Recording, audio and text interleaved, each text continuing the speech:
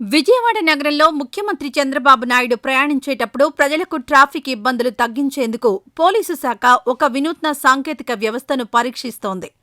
VIP movement monitoring system పేరుతో అభివృద్ధి చేసిన ఈ విధానం ద్వారా ముఖ్యమంత్రి కాన్వాయ్ వెళ్లే మార్గంలో ట్రాఫిక్ను నిలిపివేసే సమయాన్ని గణనీయంగా తగ్గించాలని అధికారులు లక్ష్యంగా పెట్టుకున్నారు. తన కాన్వాయ్ కోసం వాహనాలను ఎక్కువసేపు ఆపవద్దని స్వయంగా ముఖ్యమంత్రి చంద్రబాబు ఆదేశించడంతో ఈ చర్యలు చేపట్టారు. ముఖ్యమంత్రి నివాసం ఉండే గుంటూరు జిల్లా ఉండవల్లి నుంచి ప్రకాశం బ్యారేజ్ మీదుగా విజయవాడ నగరం దాటి గన్నవరం విమానాశ్రయం వరకు ఉన్న మార్గంలో ఈ నూతన వ్యవస్థను అమలు చేస్తున్నారు.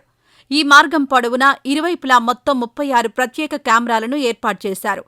ఇవి ఆర్టిఫిషియల్ ఇంటెలిజెన్స్ పరిజ్ఞానంతో పనిచేస్తాయి. ఈ కెమెరాలన్నింటినీ విజయవాడలోని కమాండ్ కంట్రోల్ సెంటర్కు అనుసంధానించారు. ఈ వ్యవస్థలో భాగంగా కొండవీటి వాగు ఎత్తిపోతల పథకం వద్ద ఏర్పాటు చేసిన తొలి కెమెరా ఇంటర్నెట్ ఆఫ్ థింగ్స్ ఆధారంగా పనిచేస్తోంది. ముఖ్యమంత్రి చంద్రబాబు వాహన శ్రేణికి ముందుగా వెళ్లే పైలట్ వాహనం ఈ కెమెరా పరిధిలోకి రాగానే జీపీఎస్ సాంకేతికత ద్వారా కెమెరా దాన్ని గుర్తిస్తుంది. వెంటనే ఆ దృశ్యాలను, సమాచారాన్ని కమాండ్ కంట్రోల్ సెంటర్కు చేరవేస్తుంది.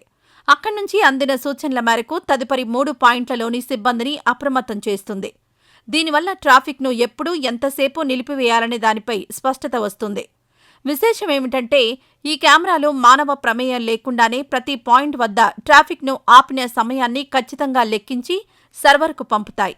ఇదే తరహా ఐఓటీ ఆధారిత కెమెరాను గన్నవరం విమానాశ్రయం నుంచి బయటకొచ్చిన తర్వాత ఉండే కేసరపల్లి జంక్షన్ వద్ద కూడా అమర్చారు.